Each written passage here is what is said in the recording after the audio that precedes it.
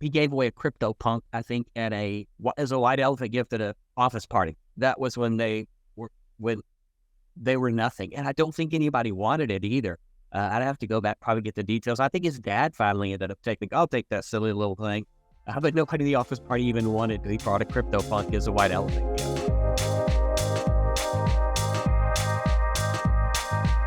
Welcome to the SquiggleDAO podcast. My name is Jared, and online you can find me on Twitter at Jared_pause. I'm the founder of the 8NAP digital asset fund and generative art platform 8NAP Art. I am an enthusiastic evangelist for the Chromie Squiggle.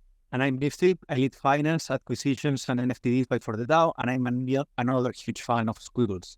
Our guest today is Scott Byrd. Scott is a digital art collector, a community leader at Art Blocks, and a proud grandfather. And he's someone that captivated us in Marfa with his stories, and we are sure will surprise some, if not most of you. It's an honor to have him with us today. Scott, welcome to the pod. Thank you. It's a pleasure to be here. You are not only a proud grandfather, but also you told us that your grandson already has a Squiggle. Can you share a little bit the story behind that? Yeah, absolutely. So I had signed up for the Venus over Manhattan. You remember when they had that, and you'd get X number of folks would be able to mint the Squiggle. And I'd gotten on that list, and then there were a lot of people in waiting.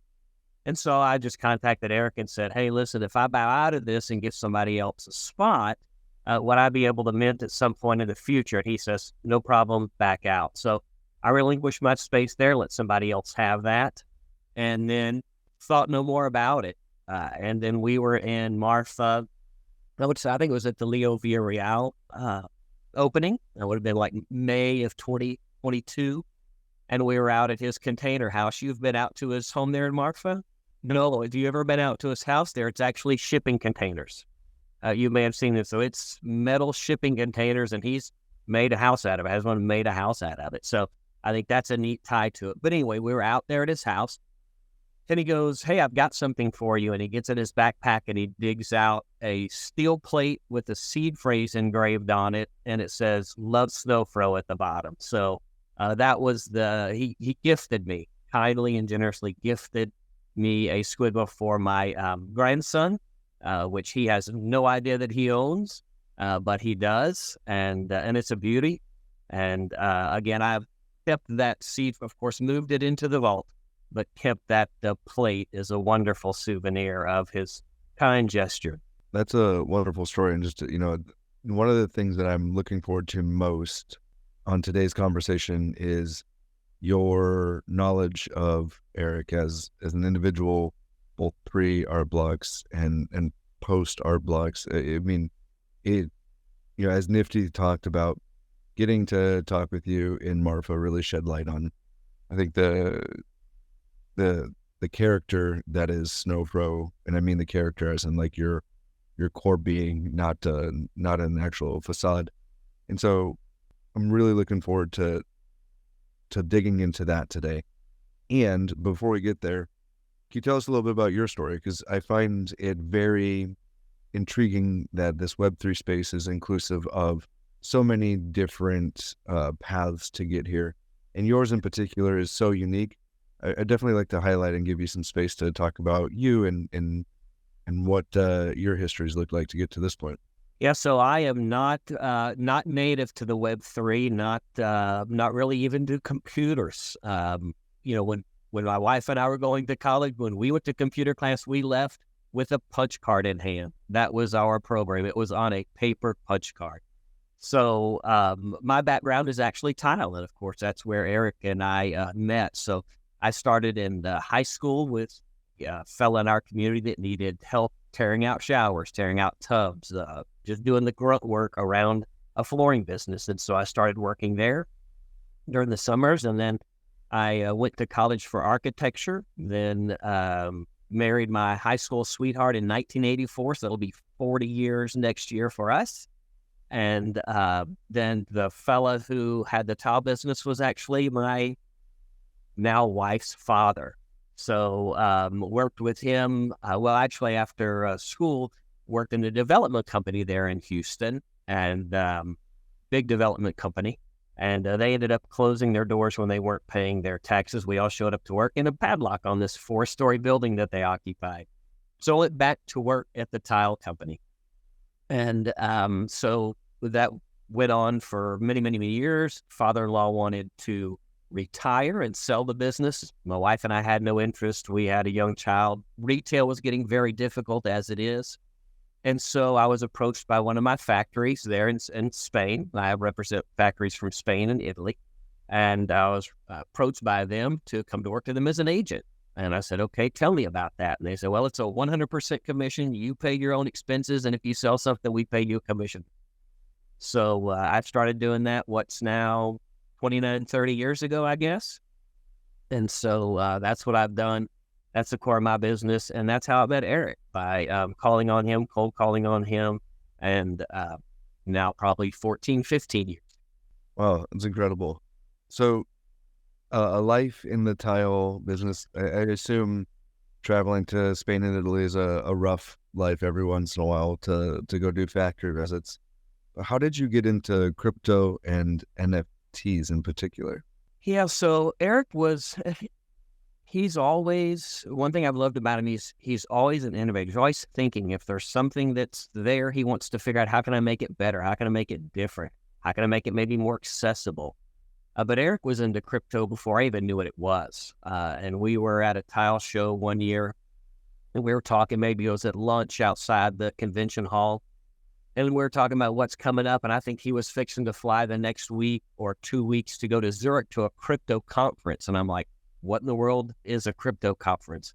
And so he told me a little bit about that, and it was very intrigued. And so then I said, well, after that meeting, he'd come back from it. I said, well, this is something you seem excited about. I'd like to get involved in it. And he said, well, I'm not going to involve you. Right at that point, I think it was maybe somewhat risky or certainly volatile. And he says, I'll let you set something up if you want. I'll help you set up a Coinbase wallet. And I'll recommend a few coins that I think would be interesting for you to buy. Of course, Bitcoin was one, ETH was one. There were several others. And so he set me up with that, and I invested some money in that. That was probably 2017 maybe, and 2016, 17. I didn't put a whole lot in, but I just honestly put it there and just forgot about it. And then when Erick went later, and hopefully we'll talk about how I got into art blocks, but later then took all that and turned it into ETH and bought into art blocks. But I got into crypto by Erick, by him being so passionate and fascinated by it, and so it piqued my fascination. It's great to hear that you followed on his prompt of open your Coinbase account and buy those coins so early. So you have a lot of credit to you as well. And you were hinting, how did you get into art blocks then? Yeah, so I was having lunch with Erick there in Houston one day, and he just looked exhausted. And so I said, how can I help? What can I do to help you? And he was telling me something about art blocks and Discord and all this. And he says, well, can you help on Discord? And I said, absolutely. Having no idea what Discord was. I went back later that day to the office, Googled what Discord was, found out what that was. And then, of course, got him to involve me with people there to get on just as a community member, just helping out on there. At that time, you guys may have been on, the pages were flying. I mean, if you turned your head or dropped a pen and bent over to pick it up, you'd be 5 pages behind. It was just absolutely nuts. So I helped on there as much as possible, just, of course, being a community member and trying to help. And then they had an event in East Denver. They had a pop-up event in East Denver. It's where they actually did the SquiggleDAO mural. And so I wanted to go out there and help with that and see it and help with that pop-up event. That's where I met Pano was out there, PC News, a couple of guys that were already in the Art Blocks Discord, Art Blocks employees. And so I guess a couple of months after East Denver, they asked if I'd want to be a community leader. And I said, I'd be honored. And so I became a community leader back, I guess that would be towards the end of 2021. And have been that ever since. So I really enjoy it. And yeah, that's one thing that I really enjoy. The community is really fantastic. But that's one of the ways that I see my roles in Art Blocks, but also being one of the older members of the community. We talk about who it brings in. Again, I'll be 60 later this year, so I would say I'm one of the older members in the community, and I see a role there as a mentor as well. I have a lot of DM messages, Twitter messages, people that it's a rough space. It's a rough space, and it can be brutal. And so I kind of see myself as a mentor in real life when I meet people to discuss things, and then also as a community leader on the Discord. Little off script, but what does mentoring look like to you for the Web3 space? Because it sounds like it's kind of inherent to you as a business individual, but how is that taking shape for the Art Blocks community? Yeah, good question. I would say that I'm not much of a mentor in the Web3 space. That would be more of a mentor in the areas that people would struggle with while being in the Web3 space. Comparison. I know I tell people comparison is the thief of joy. I don't have any ringers. I don't have the fidenzas. I don't have this. Why don't I this and that? And that's a tough thing to work through. So I kind of, I would see my role more in that way than in being able to tell someone how to code or what to recommend as far as a purchase or something that they would be involved. No, I think that's important. And it's crazy. I tell my now 5-year-old the same thing. Comparison is the thief of joy. So I love that as a life motto. And I'm going to go back on and tell him that BygByrd, not the one on TV, but a different BygByrd is resonating the same thing. So let's go back to Erick, if you don't mind, because there's a couple of things I want to pull at the strings that I hope come out a little bit. But where did you mentioned the tile industry, but where did you meet Erick? I know you said you've traveled a lot, but what is your, I'll call it, genesis story with Erick? Yeah, so the first time I met him would have been, like, say, probably 14, 15 years ago. Tiles of Spain and the export folks there in Spain will send reports out about who's moving material. Company ABC, or in this case, Lenovo Tile, right? We see Lenovo Tile shipping out a lot of containers out of Spain. It may be someone that you'd want to go talk to. So at the time I was living in Houston, Erick's business was in Houston, Lenovo Tile. So I went and did a cold call on them. I walked in the front door, met a lady that worked for him, Beverly, that still does work for him, and told her who I was with. And Erick happened to be there, and he came out from the back, very graciously gave me time. Most cold calls don't go well, but he was very gracious to listen to what I had to say, to do a quick preview of some of the things that I had with him. And then that just continued over the next several months where there were products, again, that were interesting, and we just built that relationship over time of things that he wanted to bring in and things that we had available for his area. So that would be my first meeting with him would be there in Lenovo Tile in Houston, Texas. So my notes here, my cheat sheet indicates that you've had dinners with Erick in Italy, and Italy being one of my favorite places. What was your favorite dinner with Erick specifically, and where? Oh, yeah. Good question. I would say probably we stayed in the same hotel in Imola, and we were the only ones there that knew each other. So we would have usually dinner every night. And then after dinner, we would just walk the town. And at that time, just discussing tile. And he's just, back to him as a person, and having seen him all these years, can tell you my favorite meal was Italian, Jared. So hands down, that was my favorite meal, was Italian. But I've seen Erick have a chance to do in business. You've seen people do him wrong. He's never spiteful. I've seen people say things about him. He never retorts with anything ugly. The factory sends him the wrong thing. He's never like, well, it's going to be free. Always takes the high road, never takes the low road. People, the Erick that they've seen of the last 2 or 3 years is the Erick that's been for 15 years. He's that genuine of a person. And, they say that money doesn't make you happy. It just amplifies your personality. And I think that's true of Erick. Everything that you see about him, his kindness, his generosity, just his gentleness, his passion, all those things I've just seen over the years. He's really a one-of-a-kind, true blue, what you see person. I think it's pretty difficult to fake in a space that is 24/7 involved with money and so many opportunities. It's pretty difficult to fake the personality. So it makes sense that he's a genuine good person. Absolutely. And to understand a little bit more how he thinks, you were saying that he was talking about crypto in 2016, 2017, going to crypto conferences at the time when all the crypto bars were still a year from happening, I guess. And is he someone that is constantly thinking about new ideas, experimenting, tinkering with things?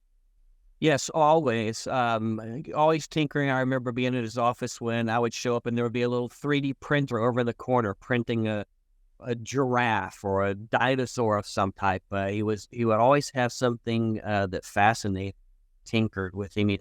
And Erick is sounds silly, but a very mature adult, but he has this wonderful childlike feature about him. He can get excited like Jared, like your 5-year-old when you hand him a new toy or a piece of candy. Except that Erick knows how that went together and how you made it right. But I remember we were in Houston going to lunch one day, and he had just bought a BMW i3. I think it was their first all-electric. And I was in the front seat. He was driving, and we were going down the street, and there was a stop sign ahead of us. And I guess maybe it was the regen braking. He was letting off the pedal, and he's like, I'm not going to touch the brake pedal. Watch how this thing stops. And, it come to stop. And it just fascinated him with this childlike fascination from the technology of that, or from the printer, how this 3D printer would do what it's done. So that's one thing that his mind always is working. It's always thinking, always innovating from what I can see. Yeah. One of my favorite stories is about Art Blocks and how he, had the foresight to allow this to scale to any screen. And it's a testament to exactly what you're saying, that Erick, if he does something, he does it right, and he does it with a full intention. So, that it's incredible to hear your perspective about how this is a historical trend with him more than just a Web3 presence. I think it's necessary for the longevity. You can tell by the way people relate to him. But, about being an ambassador, I mean, I don't think there's a bigger ambassador for the digital art space than Erick at all. Can you expand on that as you've had a front row seat on what he's doing for the space, like from your perspective? Sure, yeah, he is a great ambassador, an amazing person. I tell you, y'all probably would have met his wife, Mara, in Marfa, and she's an amazing individual as well. He gives her the credit for being as successful as he has, and she's a wonderful support behind him. But he's a tireless ambassador. I honestly think that there's maybe 3 Ericks, because I don't think one can get everything done that he gets done. Every time I turn around, I see him doing something else or on something else or being somewhere else. But I think for the space, he's made it a very safe space, a very inviting space, a very inclusive space. He's made it where he would love there to be no barriers for anyone. When you look at what they've done, like with Prohibition, where you could go mint an NFT for $3, $4. He wants to welcome people in. I know there was, and he's told the story, I'm sure, there in Houston, he had sent out 2,000 Squiggles to designers in his community, to his customers. And I think a dozen maybe minted them. But it's like, here's something I'm excited about, and I want to get you involved in the space. Here it is for free. And I'm sure it came with instructions about setting up a wallet and all kinds of things. But just to see him passionately and tirelessly working towards making the space inclusive for people, welcoming for people, safe for people. It's just been amazing to see. Talking about the how he's always trying to give things to people. He's also a big charity donor. He wanted to set up a trust for his kids for one of the last 100 Squiggles, and he donated those to the community, or he gifted those to the community. Do you have more examples of him doing things like that? Yeah, that blew my mind. He had told me about wanting to set up that trust for those 100 squiggles for his boys, and I thought that was an amazing idea. Why wouldn't you want to do something like this for your kids? And this goes on. He talks about it for a while, and then he ends up giving those to the community, to the Art Blocks employees, to the community leaders. I didn't even bother to go back and do the math. It'd be some calculation, right, of what the normal squiggle would be, what the worth of those 100 squiggles would be, but it would be well into the seven figures. And so who takes that opportunity to keep something for themselves and for their family and then spread that throughout the community? Erick's just always been one of those people that if he's got two of something, he's going to give one away. And when I think of the after dinner mints, it was a squiggle a week. He was giving away at the after dinner mints. And then I think it was the anniversary after dinner mints that he gave away 10. And he's just always charitable like that. I know that he and Mara both are big supporters of the Contemporary Arts Museum there in Houston. I know they've donated to that, and I believe they've given the largest single donation given by someone still living to the museum. So I think that's fantastic. He's donated several items for charity auctions, I know there as well. So he's just always looking for a way to give back. And that's just always touched me. Again, I've seen it in business, and I've seen it through the Art Blocks community, friendship bracelets, heart and craft, all the things that he just one of the most generous people I've ever met. That's impressive. It's great that you are sharing some details that we don't know, and probably if it were for him, we would never know. And it's great to know those background stories. What was the first memory that you have from Snowfro, from Erick, that made you realize that he was someone special? Well, that's a good question. When I met Erick, I would say he was probably in his mid to late 20s. But again, always thinking, always looking for a way to do something different. In our tile business, we make tiles with veining in it, marbleized with veining in them. Some of those were done with screen print, like a T-shirt, right, where it'd be the same thing over and over. And then they went to roller screens where it would be on a big drum. So here's Erick when blockchain comes along, he's trying to figure a way to make the vein never repeat. Right? People go, well, how often does this pattern repeat in the tile? Oh, it's every 15 tiles. It's every 80 tiles. He's like, if we can put this on chain, it would be an infinite amount of veins. It would just never repeat. So he's just always thinking about stuff like that. Well, when I think about Special, I was thinking he gave away a CryptoPunk, I think, as a white elephant gift at an office party. That was when they were nothing. And I don't think anybody wanted it either. I'd have to go back, probably get the details. I think his dad finally ended up I'll take that silly little thing. But nobody in the office party even wanted it. He brought a CryptoPunk as a white elephant gift. Those things are just funny. But I remember he made bracelets that would beat time with the music. That was one thing. Again, just always being an innovator, probably the thing. So again, it's always been incremental things that he's done that's always made me think, this kid's just brilliant, right? He's just so smart. But then when I saw what he did with Art Blocks, how fast that scale, how big it got. That was like building a rocket and then all of a sudden somebody saying, well, you've got to send that Mach 10 and it's got to hold together. To me, that's what Erick did with Art Blocks. I know he had a wonderful support team. He has a great team behind him. But to be the spearhead for that and for it to go, like say, just ballistic and still hold together, I think is a testament to his hard work, to his brilliance, to his dedication, to his passion, just to be able to keep that all together. I wouldn't have been able to do it myself, I'm sure. I appreciate you sharing the white elephant CryptoPunk story. I don't know if I've ever heard that before, but it is, I'm sure those looking back on it, if they remember it, is very regretful for not claiming that one. As we like to say, it's a $50,000 mistake, right?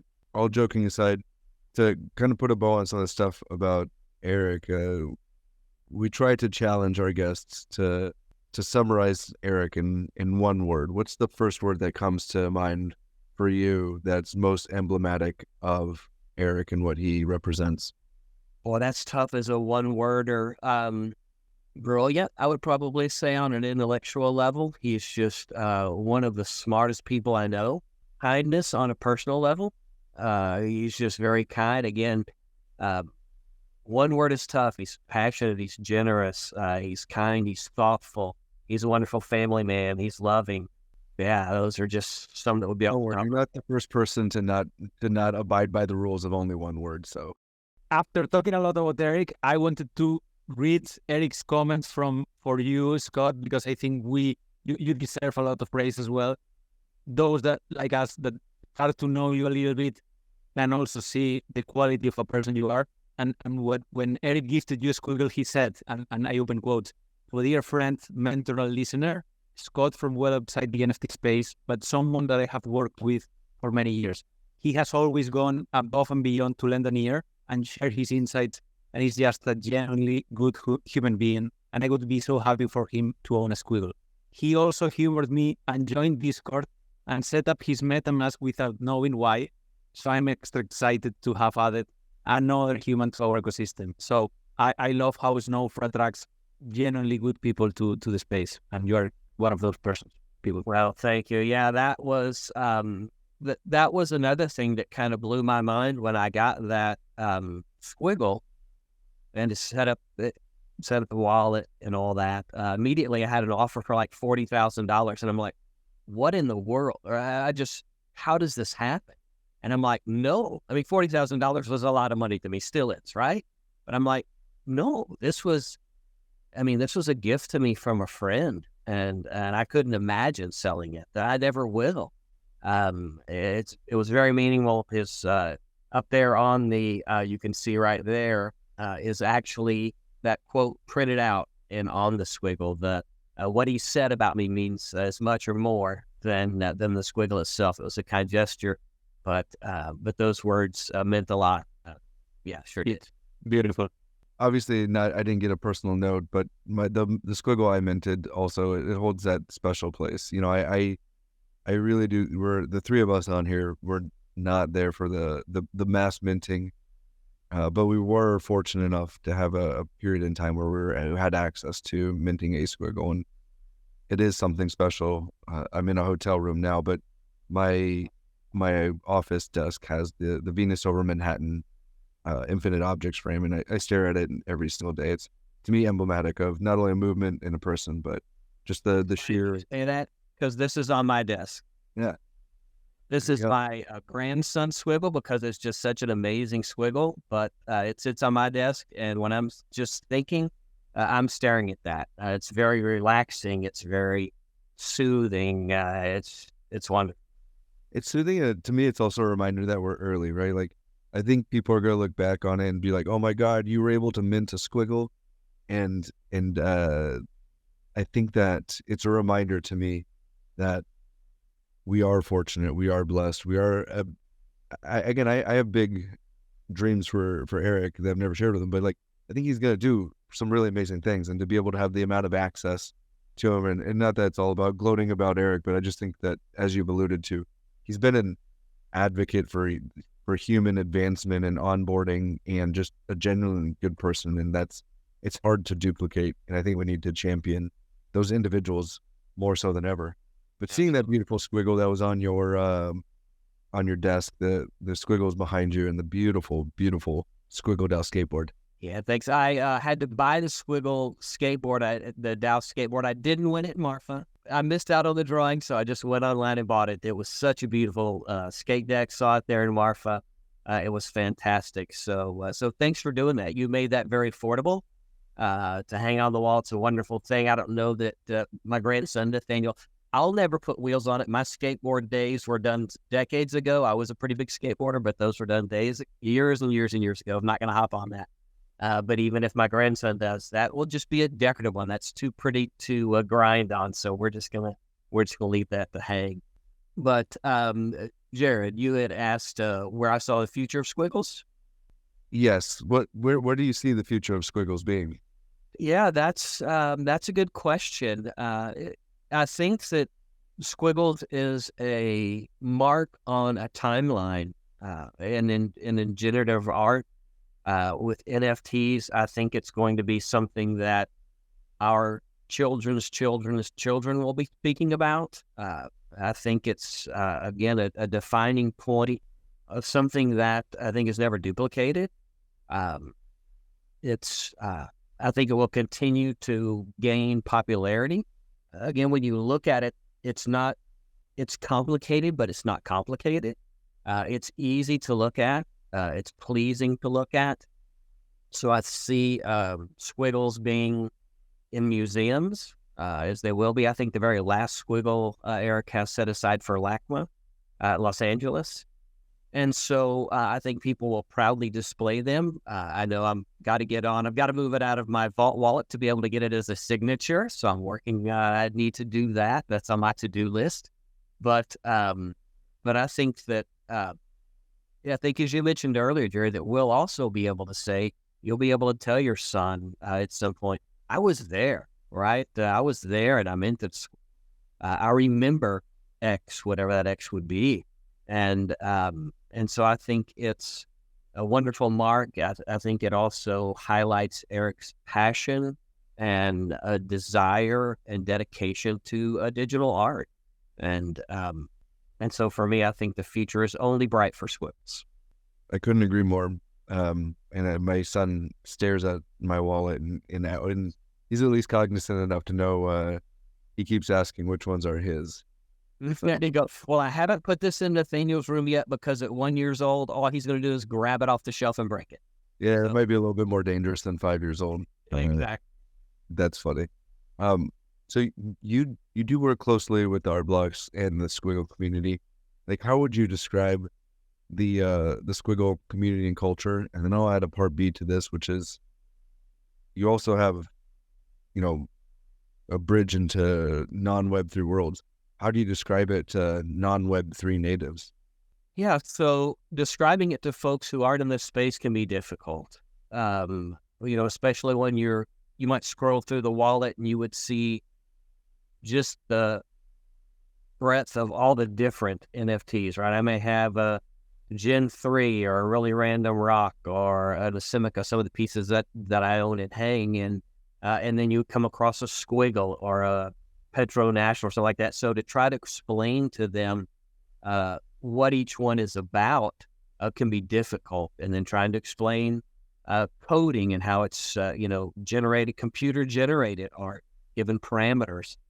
So that can be a little bit of a challenge sometimes for sure. And again, not being a Web3 native myself, even I think adds some to those challenges. So it's not easy in that regard. As far as the community, I've met people that are in it just for profit, right? Nothing more, nothing less, and they usually don't hide that. But I would say the most of the community is very giving, generous. I've had people gift me things.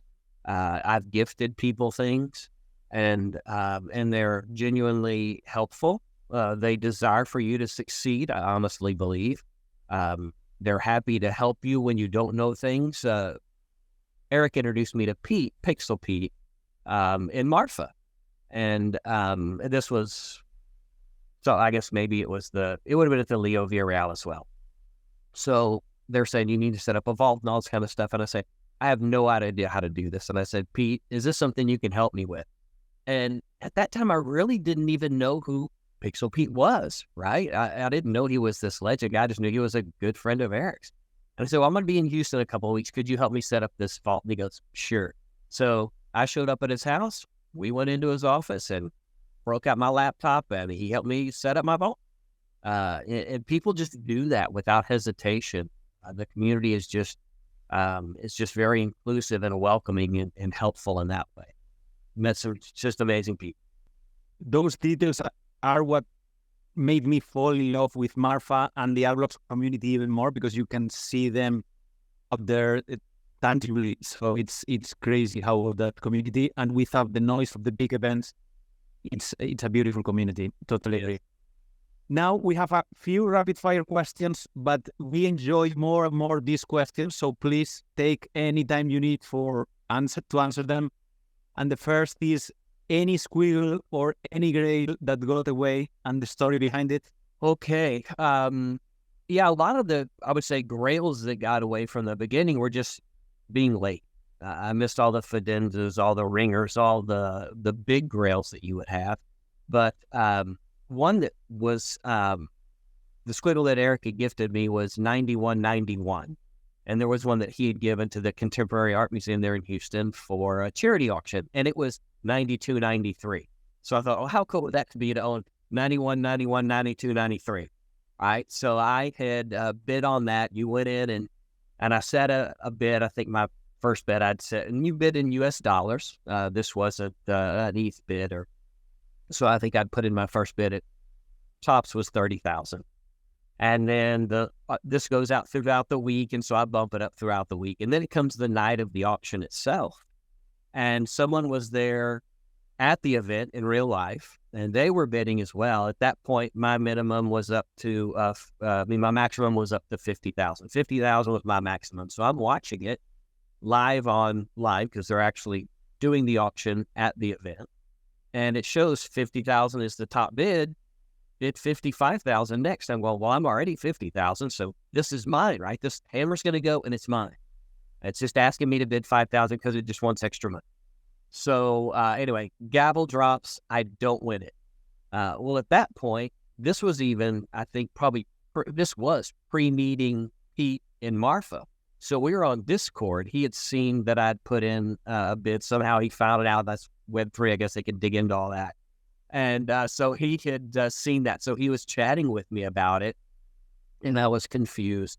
And so anyway, that one got away. He told me later that there was the bidder there had put in their top reserve before I had put in my top reserve. So theirs took priority over mine. But that would be the one that got away. That would have been 91, 91, 92, 93. You should have put 50,420, man. You got to lean into the memes of the space. I really do. And at that point, that was money I was going to use to buy a rent house. So towards a rental property. But anyway, and it was a beautiful one too. If you'd look up 92, 93, it's a gorgeous.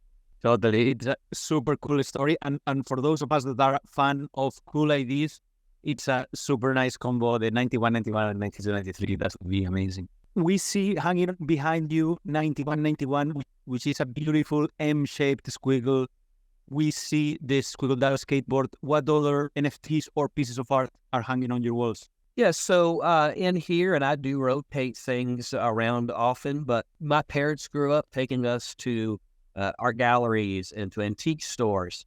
So back from those days, I've collected some things from Will Hines, which was some original oil painter, again, many years ago. I have some Kit Pendleton watercolors. These are wildlife or landscapes. One that you may be familiar with, Nifty, would be Jose Arroyo, a Spanish artist there. And so I probably got about a half a dozen of his signed and numbered serigraphs. So I really like them.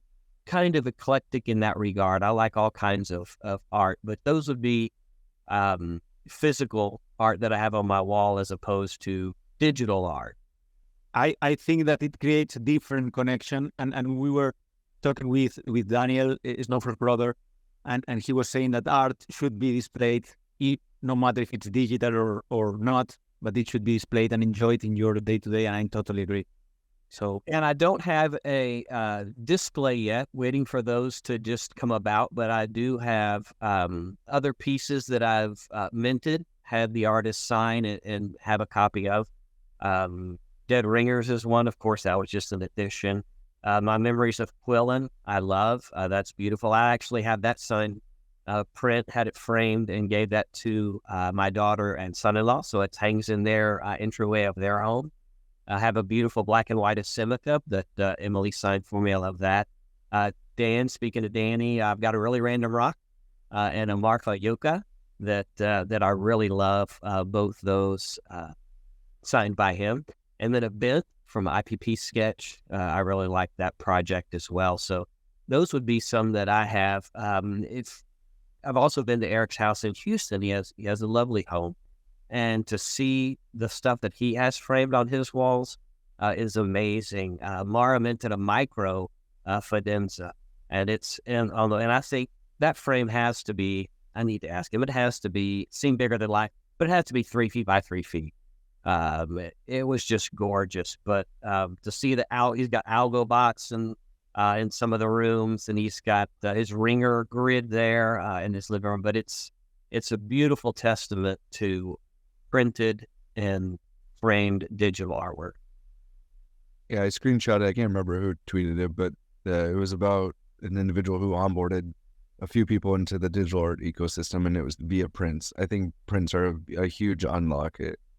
It personalizes a lot of stuff from your phone or computer screen onto something that's like actually physical and you can touch and connect to. You're exactly right. And when I think about things that Erick has talked about, right, it's like, how cool would it be if you could go into IKEA and for $20 you can put a credit card into a machine and take a project like a Simica or Parabellum, right, where you can choose maybe from these color palettes, but you'll have a poster that's like no one else's in the world. You'll never walk into anyone else's house and see a poster that would be exactly like yours. It's just those kinds of things that fascinate me. And like you say, the physical, I think is something that people can grasp onto. And I love my printed pieces. Yeah, I'm working on getting more of them. My walls are bare, but I blame that on the new house. But it's also for a lack of prints. You mentioned a 1-year-old grandson. I have some little ones. This is always top of mind for Nifty and I. We talk about it a lot, but like, what does success look like to you? And then has that changed at all over the years?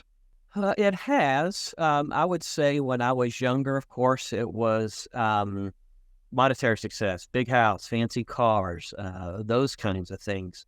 I have those things that through life I've been able to acquire those things, not the Ferrari yet. I'm still working on that. That's way down the road. Probably will never. So not that fancy of a car. But for me, I think success is being intact, right? Having an intact soul and having family that you can love on and that loves you back, meaningful relationships that go deep, folks that you can do life with. That to me is success. You could have someone who is successful and look down on someone else and go, how could you be happy with that? And they're going, you know what? It just doesn't take a lot to make me happy, and I'm content. And I have people that love me. I surround myself with people that love me. So for me, success is having an amazing relationship with my 33-year-old daughter. It's a relationship like no other. We were able to forge that just through time spent together growing up. So to me, success is having an intact and loving family. Yeah, amen. It's definitely, as I've gotten a little bit older, I can relate to that a lot. At least the story and the transition a lot more. Do you have one book that you would recommend to any of the listeners? Well, okay, so I would have to say, for me personally, the most impactful book for me has been the New Testament of the Bible. That's been the most impactful book for me that I've ever read. For other folks in the space, I was always a Zig Ziglar fan as a motivational speaker, not necessarily as a sales speaker. You're a Natural Champion is a book that he's written. I think one thing that I didn't struggle with as a kid, my generation didn't struggle with as a kid, is all the social media that these kids have to navigate now. I had a little cousin who was just down, and I said, "What's up?" He goes, "Man, my life is just horrible." I said, "What are you talking about?" He says, "My life is boring. Everybody's doing fun stuff." And I said, "Explain." So he says, shows me his Facebook, and I said, "Dude, you got over 1,000 friends on Facebook?" And he goes, "Yeah." I said, "Who are these people?" "Well, I meet them at band competitions or whatever else." And I said, think about it. If every one of those people does something really amazing every 3 years, you get that thrown in your face every day. Every day, somebody's going to Paris. Every day, somebody got engaged. Every day, somebody got a new car or a new puppy, whatever it might be. but that really only happened once every 3 years. So don't, again, as you said, Jared, that comparison, right, is a thief of joy. So, so in Ziglar's book, and I'm rereading it again, and I forget how much I really enjoy it, but it's really talking about how unique you are. We talk about one of X in this space, and we are all one of X billion, right? There's no other Nifty, there's no other Jared, there's no other Scott, and we all have a unique function that we can play in the roles of the people that we come, in the lives of the people that we come in contact. So I think that's one thing that Zig pointed out for me that I really love. Is just you're unique, and you just need to lean into your unique. And I think that's amazing. Don't try to be like somebody else. So I love that. We're our own one of X. I've never thought of it in that context. That's it's very dynamic and prolific in its own right. You've been very successful, or I assume very successful in the tile business and life, and it's not just exclusive to NFTs. So how do you filter for opportunities in general? Yeah, so in business, it's always working with people you trust, and you can count on. And so I think the same thing in this space, in the NFT space, in the crypto space. Of course, I listen to as many podcasts as I can to filter out things. And I thought something that was interesting. We y'all's podcast, obviously, with Vaughn, and he says, if you have somebody tweeting 100 times a day about some coin, that's not the person that you want to do business with, right? So, and then the other day on Twitter, somebody posted that they were struggling back with depression, and they said, and in their post, it was thank God for art blocks. And Erick is one of those people that I would filter opportunity through anything that I know about him. He's most all of my pieces that I own are art blocks. It's a platform. It's a person. It's a leadership team that I believe in. I've been burned by other projects, as you could probably go through my wallet and see. But that's how I would filter. I'm working with people that I trust and do research. I didn't do that to begin with, and you can't always suss out everything. But opportunity is doing business with people that I trust. Yeah, the trust is a very underrated aspect of not only business but life, and I think it's something that takes a lot of time to. Maybe you can trust somebody initially, but longevity of trust is a very underrated quality, and definitely a great litmus test overall. Well, I have to say, Scott, I like calling you BygByrd, so I'm just calling you BygByrd from now. Feel free. Scott, it's been an absolute joy to connect with you. I appreciate you sharing all the stories. We unearthed some really fun, I think, corners of not only your life, but Erick's and the ecosystem. So thank you for the generosity in your time. Are there any closing remarks you'd like to share with the listenership? Other than thanking people like you, Nifty, I love your market update, Jared. I love what you're doing for this space and with the Collectors Corners.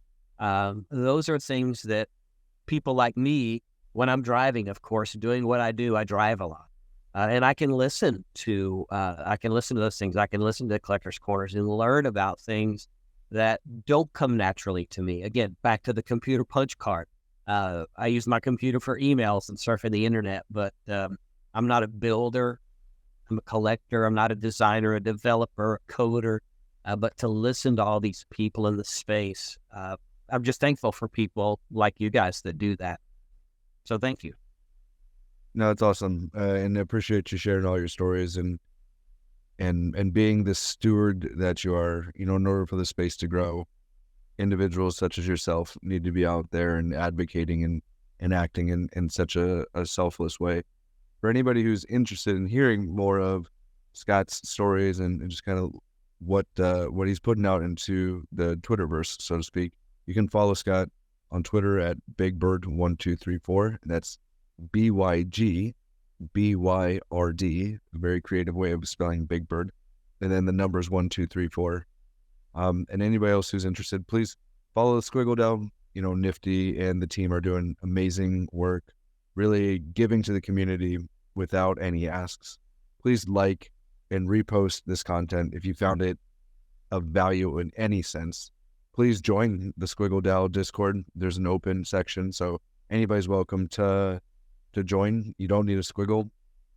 You can also buy a SquiggleDAO token. Those are available on OpenSea. Please leave a comment and feel free to DM any of us on screen here. We're always available and we're looking to improve the content for each and every one of you. So please feel free to share.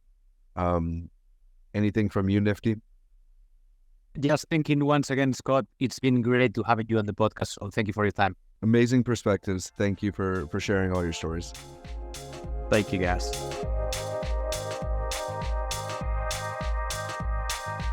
The information provided in this podcast is for general informational purposes only and should not be considered as professional or financial advice. The hosts and guests are not licensed financial advisors, accountants, or lawyers. The content is based on personal experiences, opinions, and research, and its accuracy, completeness, and timeliness cannot be guaranteed.